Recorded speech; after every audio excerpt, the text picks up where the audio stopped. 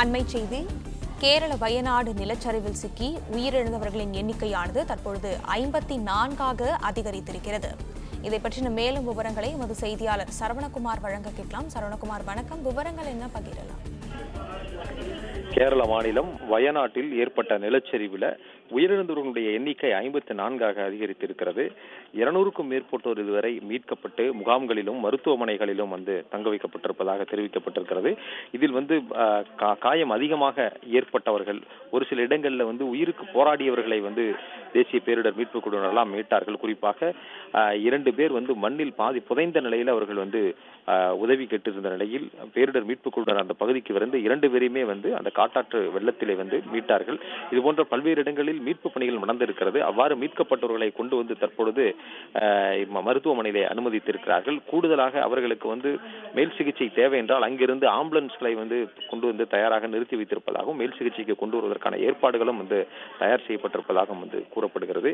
இப்படி மீட்பு குழுவினர் ஒரு பக்கம் மீட்பு பணிகளை மேற்கொண்டு வரக்கூடிய நிலையிலே சடலங்களாக 50க்கும் மேற்பட்டோர் மீட்கப்பட்டிருப்பதாகவும் உயிரிழப்புகளுடைய எண்ணிக்கை 54ஆக அதிகரித்திருப்பதாகவும் அதிகாரப்பூர்வமாக தெரிவிக்கப்பட்டிருக்கிறது.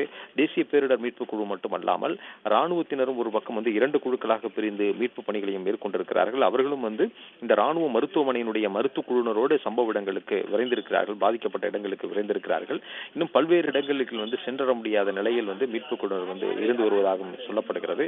இந்த பாதிக்கப்பட்ட பகுதி என்பது இந்த சூரல்மலா, முண்டக்கை, அட்டமாலா, நூல்புழா, மேப்பாடி உள்ளிட்ட இந்த பகுதிகளை சுற்றி இருக்கக்கூடிய பல்வேறு கிராமங்கள் பாதிக்கப்பட்டிருப்பதாகவும் இதிலே சில கிராமங்கள் முழுமையாக இந்த நிலச்சரிவிலே புதையுண்டு போனதாகவும் தகவல் தொடர்ந்து வெளியாகி இருக்கிறது.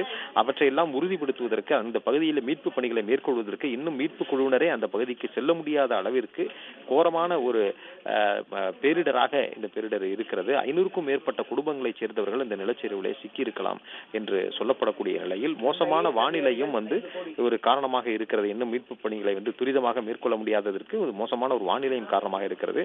அதே வேளையில இந்த சூரமலையிலிருந்து அட்டமாலா செல்லக்கூடிய முண்டக்கை செல்லக்கூடிய அந்த பகுதிகள் எல்லாமே பாலங்கள் அடித்து செல்லப்பட்டிருக்கக்கூடிய நிலையில மீட்பு குழுவினர் செல்வதற்காக தற்காலிக பாலங்கள் அமைக்கப்பட இருக்கிறது. அதற்கான ஏற்பாடுகளை, அதற்கான தளவாடங்கள், உபகரணங்களை கொண்டு வருவதற்கான நடவடிக்கைகளும் தற்பொழுது ஈடுபட்டிருப்பதாக மாநில அரசு தெரிவித்திருக்கிறது. ஹெலிகாப்டர் மூலமாக சென்று மீட்பு பணிகளை மேற்கொள்ளலாம் என்ற அந்த முயற்சி பலனளிக்கவில்லை. தொடர்ந்து மோசமான வானிலை நிலவி வருகிறது. தொடர் மழை பெய்து வருகிறது.